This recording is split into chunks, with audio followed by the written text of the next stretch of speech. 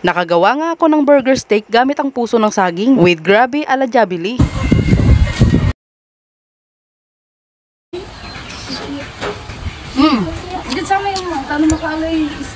Sarap.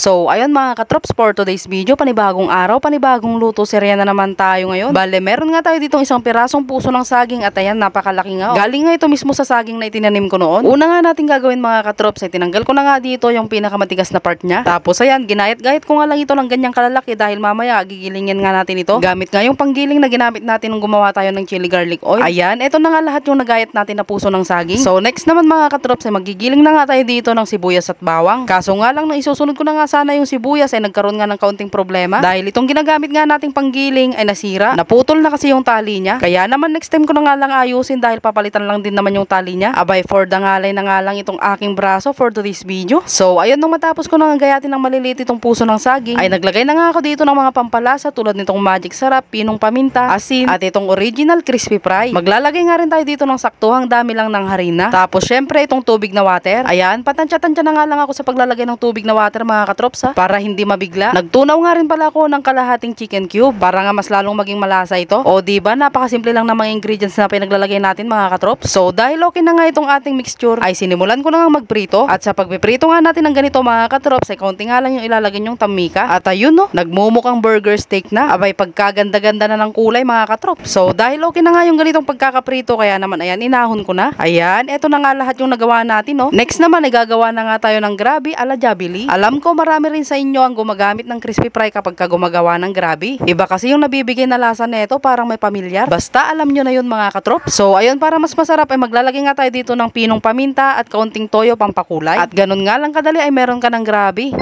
So ayun mga katrop, ayan, tara, tikman na natin itong ating niluto. Yan o, tapos with gravy pa. Buhos na natin dito. Ayan, tikman na natin to mga katrops. Yan o. First bite. Wala git bubuong ko yung susi. Diyan sa may man, tanong makalay skin. Sarap. Saan niya? Kan sa isulo to lan. Sinariya kami.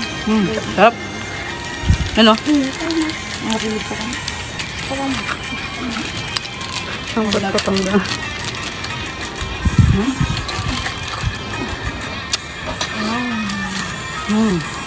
Sayang walang kanin. Bakit mo? Ito rin. Quality. Nay!